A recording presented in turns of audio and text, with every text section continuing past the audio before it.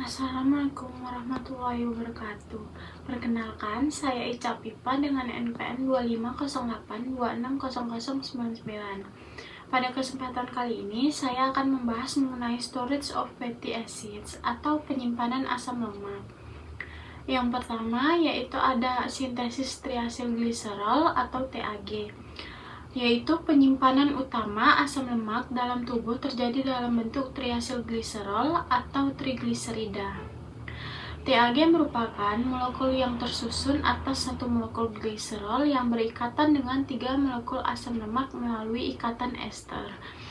Bentuk ini dipilih tubuh karena sangat efisien sebagai cadangan energi jangka panjang, bersifat hidrofobik sehingga dapat disimpan dalam jumlah besar tanpa menarik banyak air. Proses sintesis TAG dimulai dengan aktivasi asam lemak bebas. Asam lemak terlebih dahulu diubah menjadi asil-CoA oleh enzim tiokinase. Aktivasi ini penting karena asam lemak harus berada dalam bentuk asil-CoA agar dapat digunakan dalam berbagai jalur metabolisme. Selanjutnya, alpha-gliserol 3-fosfat berikatan dengan 2 molekul asil-CoA membentuk asam fosfatidat. Senyawa ini merupakan prekursor utama dalam sintesis trigliserida dan fosfolipid.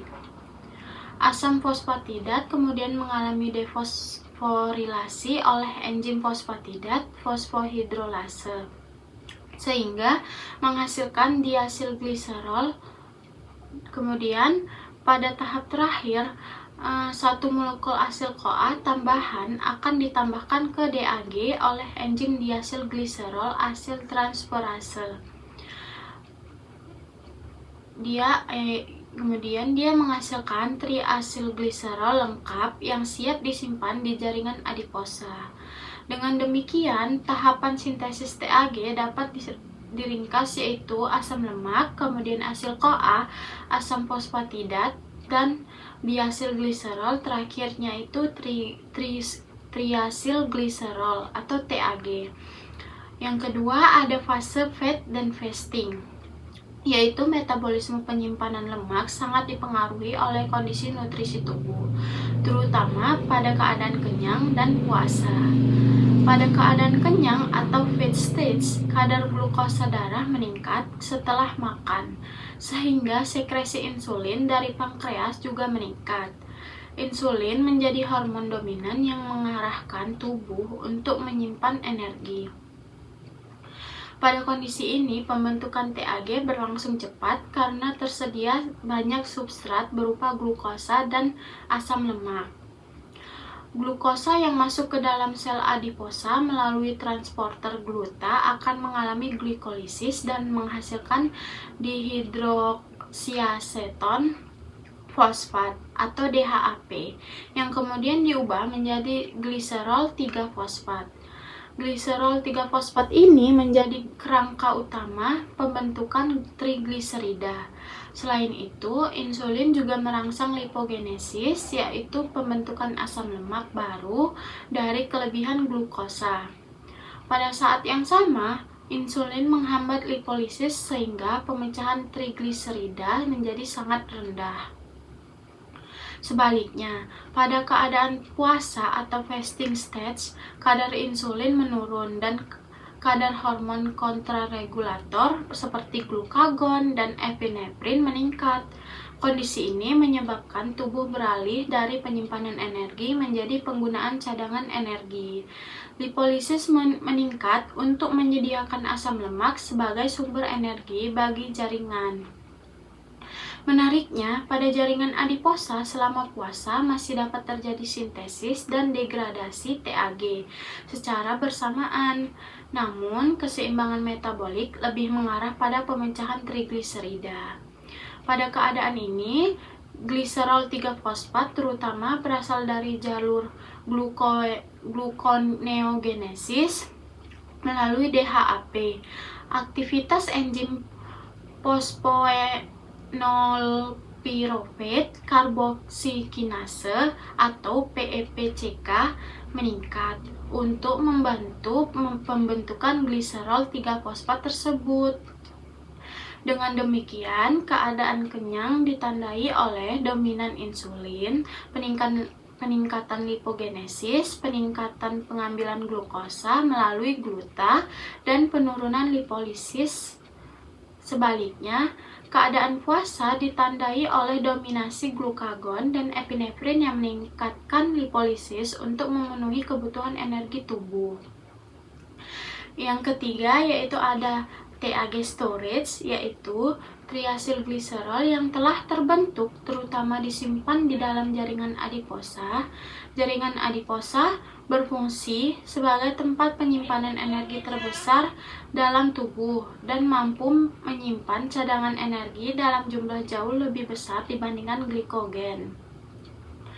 Asam lemak yang digunakan untuk pembentukan TAG di jaringan adiposa berasal dari hasil hidrolisis kilomikron dan very low density lipoprotein atau VLDL. Hidrolisis ini dilakukan oleh enzim lipoprotein lipase atau LPL yang terdapat pada permukaan endotel kapiler jaringan adiposa. LPL memecah trigliserida yang di bawah kilomikron dan VLDL menjadi asam lemak bebas dan gliserol. Asam lemak bebas kemudian masuk ke dalam adiposit dan digunakan kembali untuk sintesis TAG.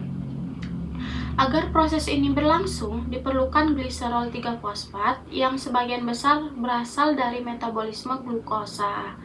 Oleh karena itu, penyimpanan lemak dalam adiposit sangat bergantung pada ketersediaan glukosa dan aktivitas insulin.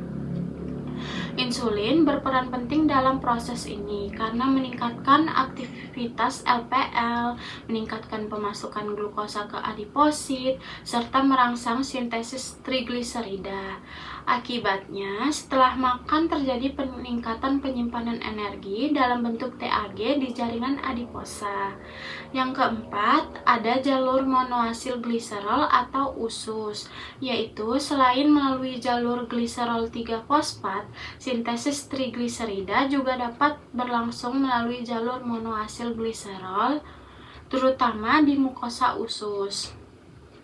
Setelah lemak makanan dicerna oleh lipase pankreas, sebagian besar trigliserida dipecah menjadi monoasil gliserol dan asam lemak bebas. Komponen-komponen ini kemudian diserap oleh enterosit di mukosa usus. Di dalam enterosit, monoasil gliserol akan diesterifikasi kembali oleh enzim monoasil gliserol asil transferase, membentuk diasil gliserol. Selanjutnya, diasil gliserol mengalami penambahan satu molekul asil-CoA lagi sehingga terbentuklah menjadi triasil gliserol.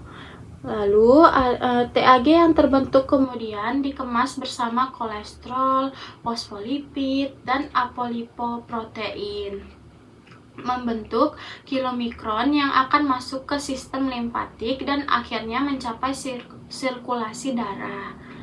Jalur monoasil gliserol merupakan jalur utama resintesis trigliserida di usus setelah absorpsi lemak dari makanan.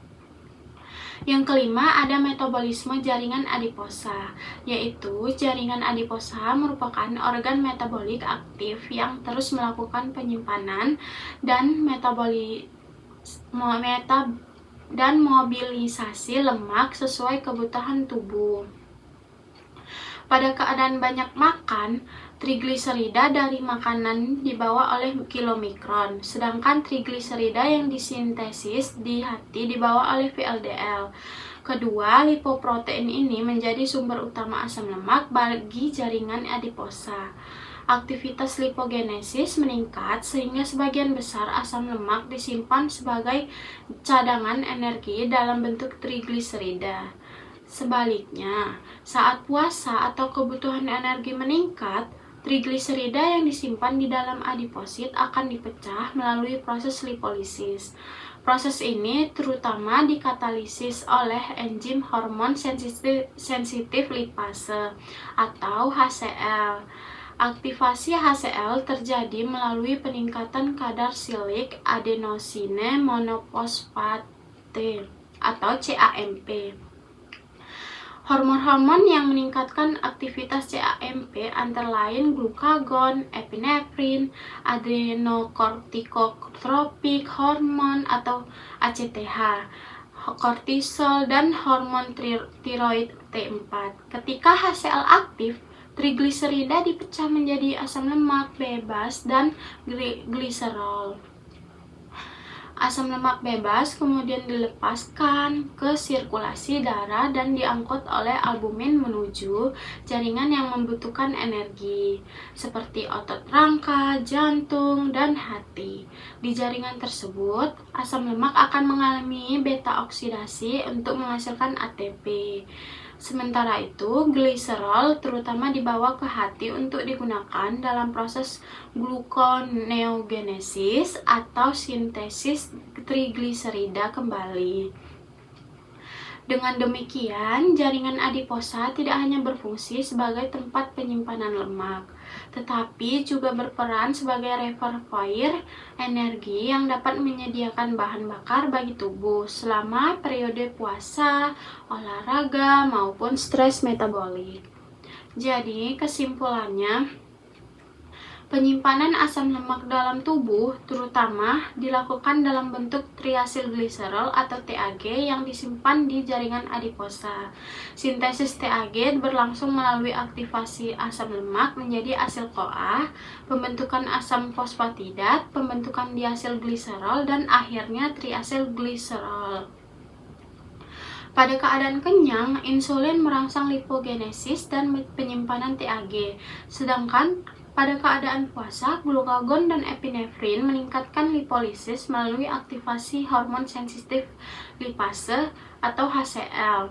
Selain sintesis melalui jalur gliserol 3-fosfat, usus juga menggunakan jalur monoasil gliserol untuk membentuk kembali TAG setelah absorpsi lemak makanan. Keseluruhan proses ini memungkinkan tubuh menyimpan energi secara efisien dan memobilisasinya kembali saat diperlukan. Sekian dari saya. Terima kasih. Assalamualaikum warahmatullahi wabarakatuh.